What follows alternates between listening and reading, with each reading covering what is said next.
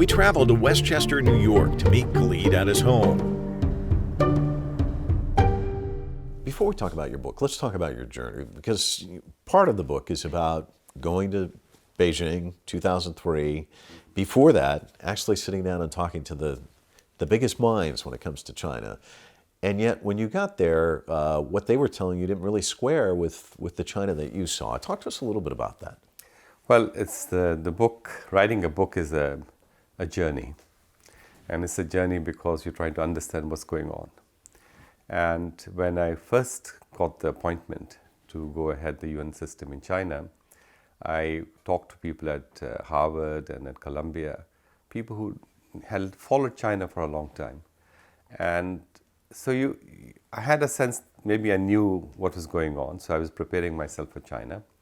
But when I got there and I spent time with Chinese institutions, Chinese leaders, also with the diplomatic community in China, I realized that maybe something else was happening, which is far more difficult to fully capture.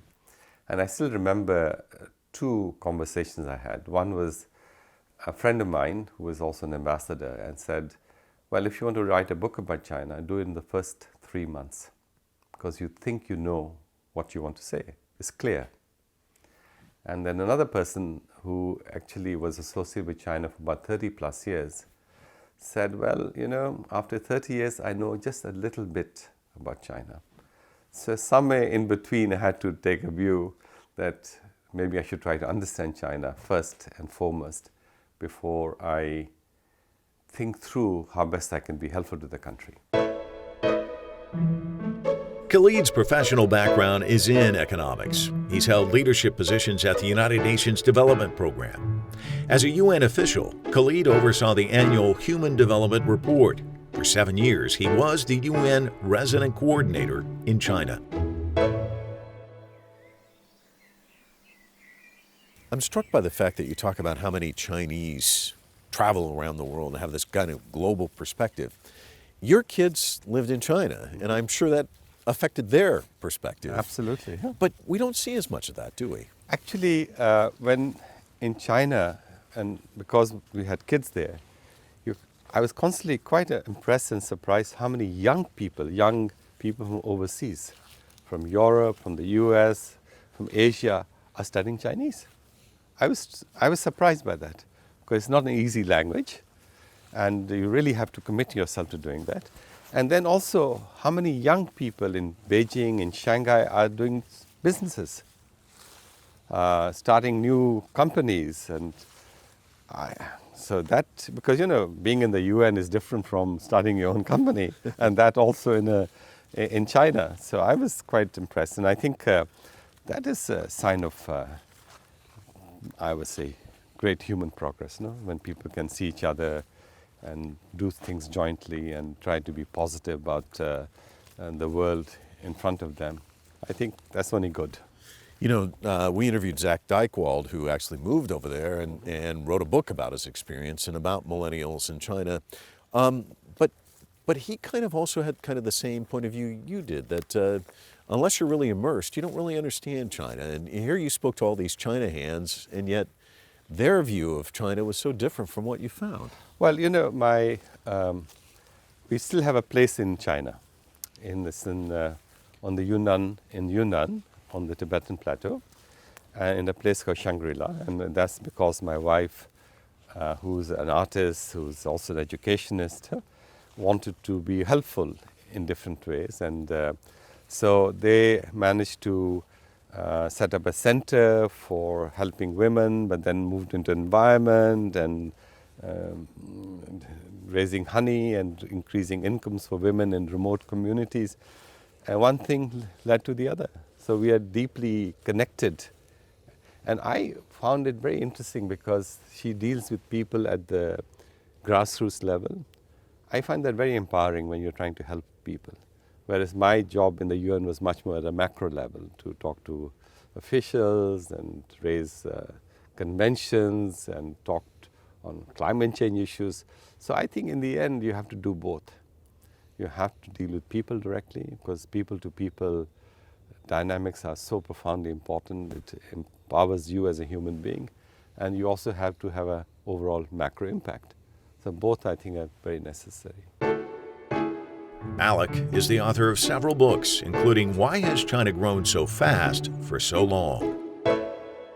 In your book, you said it became fairly clear that it was difficult to square ground realities with those being presented as received wisdom. But perception is reality, and these skewed views of China are out there. How do you combat that?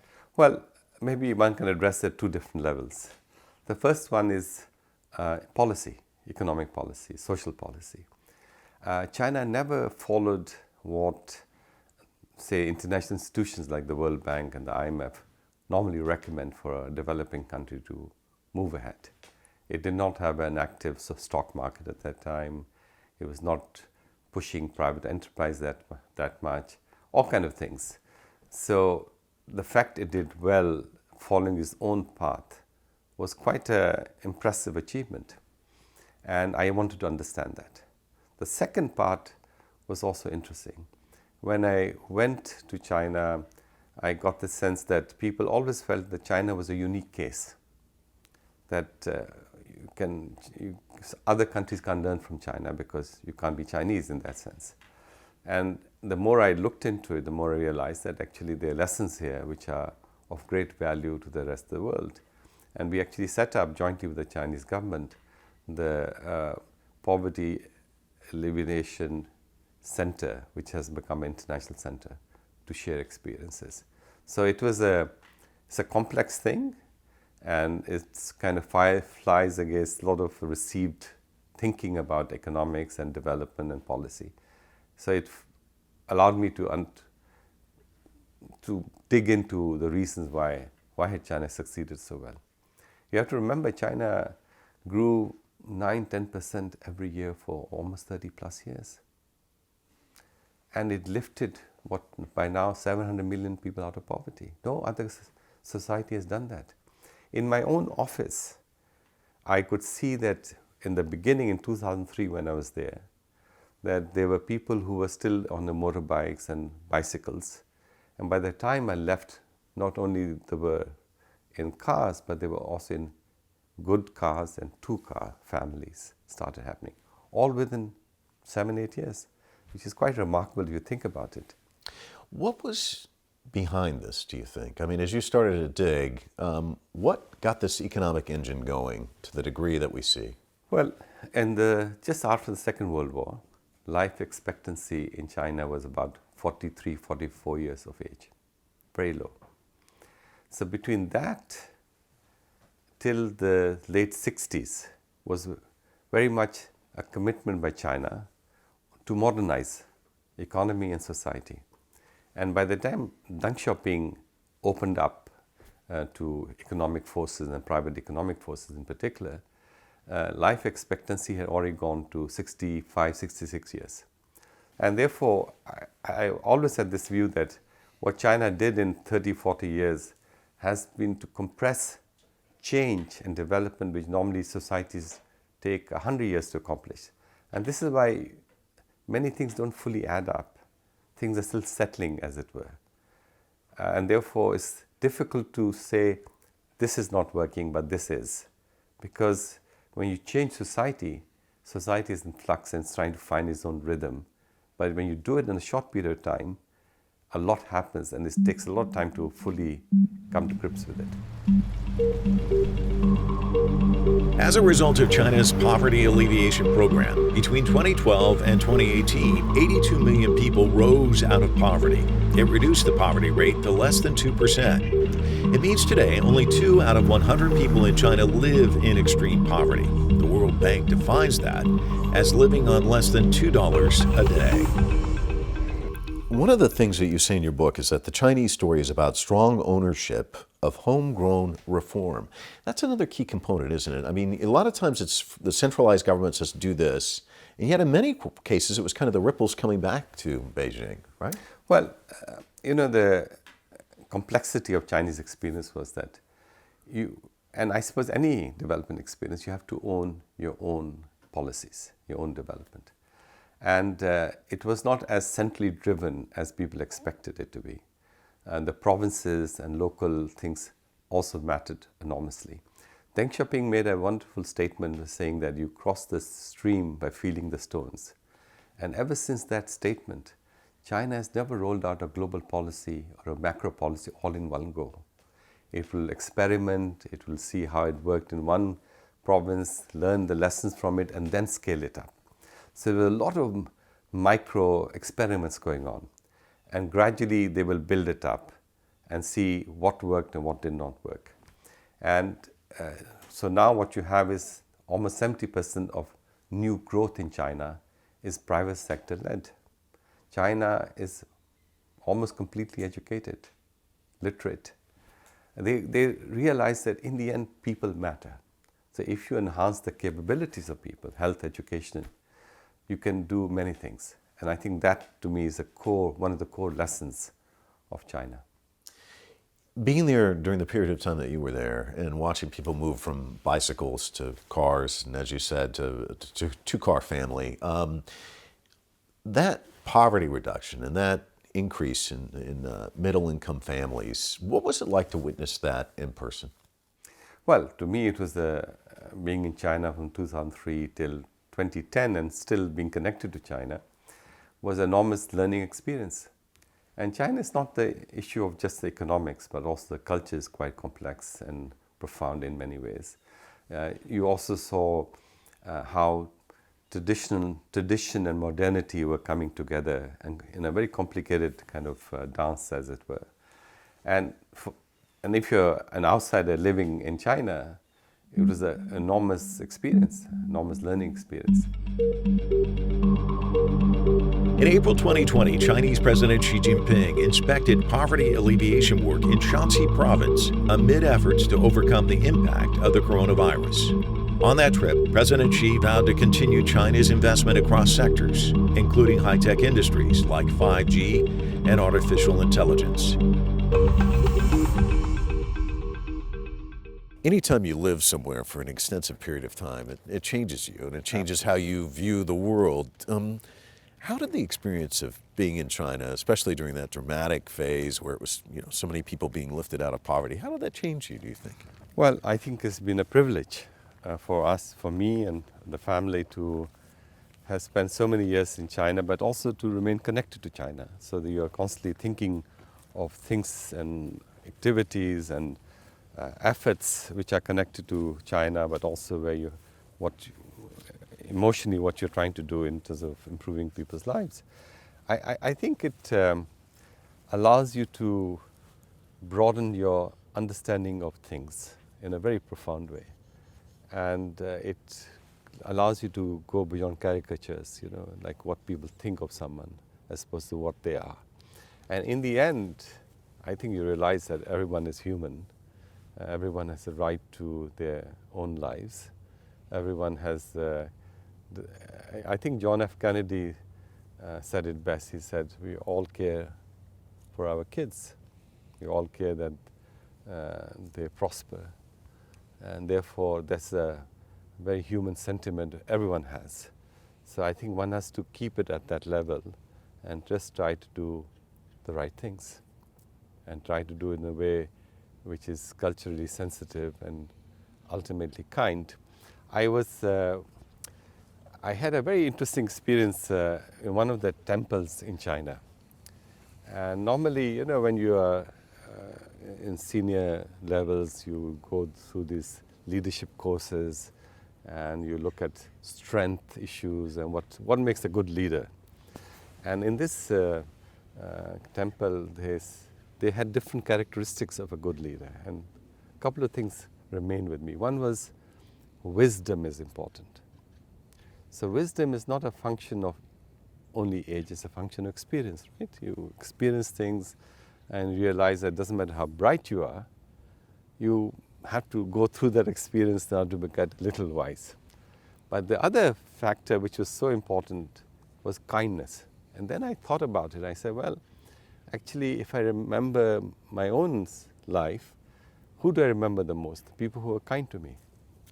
So that's I think, a very good way of saying leadership matters, but the right kind of leadership matters the most. Fantastic.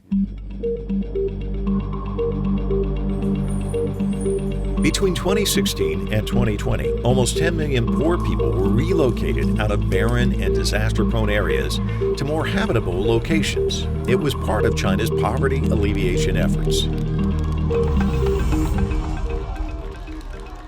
Here in the United States, back when Lyndon Baines Johnson was president in the 1960s, there was this war on poverty. You just don't hear it being discussed here in this country or any other as much as you do in China. And of course, this is a key year. This is when President Xi Jinping has said it's going to be a moderately prosperous society, wants to lift the rest of the people out of poverty. Why do you think that's become such an important issue in China? And conversely, why isn't it something that's being championed in other countries? Well, the big difference between the US and China is China was a poor country. US is not. Therefore, the level of poverty was far more extensive at a much lower level. So when you start growing, it lifts many people up. And if you grow comprehensively, it lifts a lot of people up. I think in the US, the challenge was different. You had a certain group of people who were not benefiting from development or growth as much as others were. And the issues of inequality are now quite pronounced, not just in the US, but also in many other developed countries. And there's worry about growing inequality. And so the challenge, I think, both for China and for the US is to make certain that when growth occurs, it embraces most people, not some people. But that journey to eliminate poverty becomes more difficult with time, doesn't it, for China, you think? Well, in 2009, 2010, there was some debate going on in China that should we keep on reducing poverty or should we try to eliminate poverty? And I was trying to argue for the second part. Because historically, whenever a nation sets a goal, a lot of things happen. And if they're really committed to it, many things are possible. So I argued for elimination. I was very glad that the government took the commitment to eliminate poverty. And I think poverty has significantly been reduced for a variety of reasons, for not just income, but also housing, and a lot of factors go into it. So now the challenges are a bit different, how to maintain that level of prosperity. Launched in 2013, the Belt and Road Initiative, or BRI, is China's ambitious international infrastructure development strategy, investing in more than 70 countries. As part of the COVID-19 economic response, the Chinese government is looking at deeper integration of BRI cooperation. That means faster creation of corridors, commercial logistic hubs, and bases for industries connecting countries in Central, South, and West Asia. I love the part you talk about Western demands and how kind of how they approach countries differently than China. I'd like to talk to you about Belt and Road. You mentioned this anonymous quote, which I thought was really interesting, and maybe you can start there, where you say, when donors take the driver's seat, Africans move to the back seat. When donors try to do the same in Vietnam, Vietnamese get out of the car. So there's this kind of different kind of mentality, Asia versus Africa. Talk to me about that, and also about how Belt and Road is a different way of approaching African governments versus how the West did it in the past. Well, we did some other books before I got to China, and that's on capacity development for developing countries as a whole. And that was one of the quotes taken from an earlier book. I think aid is important and useful. But what is much more important is being the masters of your own destiny. And that can occur at different levels of income. So you don't have to be rich in order to reach that particular point. It's almost an attitude. It's a statement which says, I want to develop myself, and if I make mistakes, I will learn from them. And I think if you look at Vietnam, which is quite fascinating, Vietnam decided to become a coffee producer. It was not really a coffee producer, but now it's one of the leading coffee producers. It decided to grow rice in a systematic manner, and now it's exporting rice. So you can, if society and institutions are in the right direction, you can do a lot. So, and I suppose external help is welcome when the national vision is secure and in the right direction. But when the national vision is not secure, no amount of external help can be really compensating for that. It's interesting. I talked to a colleague who works in Nairobi who said, aid coming in from the West is one thing. Actually building roads and trains where you can actually get your product to the market quickly rather than have it rot because the roads are so bad is a huge difference for the people where she lives in Kenya. So can you talk to us about the distinction there as well? I mean, it is different when you bring in infrastructure projects. Well, let me address the second part of your earlier question, which is on the Belt and Road Initiative. In the early 1990s, 94, 95, when I was the UN representative in Central Asia, we started a whole initiative on reviving the Silk Road, East-West links. And at that time, it was Uzbekistan, Kyrgyzstan, China, those cluster of Central Asian countries and China. So we did some opening of roads, connecting infrastructures. And the interesting statistic I still remember is that if we were able to reduce east-west transport costs by 20%, then overland trade would become competitive with sea trade. And that could be a game changer in a very significant way. The Silk Road was very developed and very prosperous in the 9th, 10th, 12th centuries, that period. And the reason it was a positive experience is because trade was open. And trade is not just with commodities, but also with ideas and learning from each other. So prosperity happens when you open up borders and you learn from each other. So infrastructure is important, but to me a deeper value of it is allows people to meet each other. It allows to learn from each other. So there's a huge learning which takes place when infrastructure improves because it enables that interaction between people and cultures. So the Belt and Road Initiative, no longer One Belt, it's now BRI. The whole purpose was, and I've been involved in some of the discussions on these issues as well, the whole purpose was not just the physical part, but they realized very quickly that you have to do other things. And increasingly, the issue of sustainability becomes important. And how do you sustain economies, how do you balance economic growth and the environment, and to make certain new projects environmentally friendly as well. So they're all kind of learning by doing, which is going on right now. Terrific. Thank you very much. Good.